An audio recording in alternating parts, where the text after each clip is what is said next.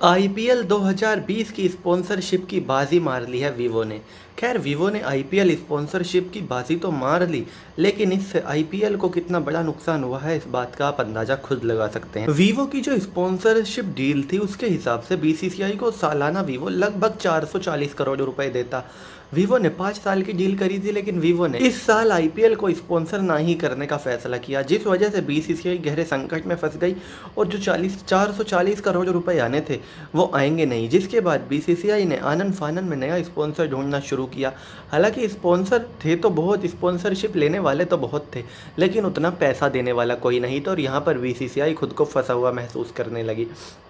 एक से एक कंपनी आई, पतंजलि आई, टाटा आई, बायजू आई, अनअकैडमी आई, लेकिन सब के सब बिल्कुल फेल हो गए वहाँ पर जितना पैसा बीसीसीआई को चाहिए था। बीसीसीआई उम्मीद कर रही थी कि 440 करोड़ ना सही कम से कम 300 करोड़ रुपए तो जनरेट हों आईपीएल के टाइटल की स्पॉन्सरशिप से, क्योंकि आईपीएल टाइटल सबसे बड़ी स्पॉन्सरशिप है आईपीएल की, जहाँ पर आईपीएल के साथ उस कंपनी का नाम चलेगा। शुरू के कई सीजन में तो डीएलएफ ने ही बाजी मारी हुई थी, लेकिन बाद में आ गया वीवो आईपीएल। वीवो आईपीएल हुआ और उसके बाद ओप्पो ने इंडिया की जर्सी को ही स्पॉन्सर कर दिया।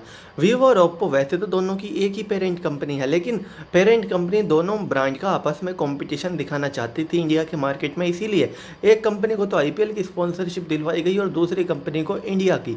और जिस वजह से दोनों में जो टक्कर है वो अलग ही देखने को मिलती है और दोनों की टक्कर की अब से 1 साल पहले तक बात की जाती थी, लेकिन गलवान वैली में क्लैश के बाद सब कुछ बदल गया।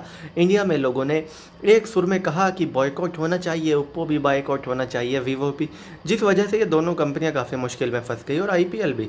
लोग कहने लगे कि अगर आईपीएल ने वीवो को नहीं हटाया तो वो लोग आईपीएल को ही बॉयकॉट कर देंगे, जिस वजह से बीसीसीआई मुश्किल में थी। लेकिन बीसीसीआई ने पैसे को ऊपर रखा और 440 करोड़ रुपए की डील इतनी आसानी से भला बीसीसीआई कैसे कैंसिल कर देती, क्योंकि आईपीएल तो होता ही सिर्फ पैसे कमाने के लिए है बीसीसीआई के लिए। जिसके बाद वीवो ने खुद ही हटने का फैसला कर लिया और उसके बाद जब नई बिड आई तो 220 करोड़ रुपए में ड्रीम 11 को बीसीसीआई के आईपीएल के राइट्स गए हैं और अब इस बार आपको दिखेगा ड्रीम 11 आईपीएल। तो इस बार आपको वीवो आईपीएल देखने को नहीं मिलेगा, बल्कि ड्रीम 11 आईपीएल। ड्रीम 11 काफ़ी वक्त से क्रिकेट की दुनिया में खुद को स्थापित कर रहा है और धीरे धीरे कामयाबी की तरफ भी बढ़ रहा है। जहाँ एक तरफ ये सबसे बड़ा ऐप है जिस पर लोग पैसे देकर आपस में एक दूसरे से खेलते हैं और पैसे जीतते भी हैं, पैसे हारते भी हैं। वहीं ड्रीम 11 भारत सरकार को भी काफ़ी मोटा टैक्स देता है, क्योंकि अगर आप 10,000 रुपये से इसमें ज़्यादा इसमें जीतते हैं तो आपको 30% टैक्स की अमाउंट देनी पड़ती है।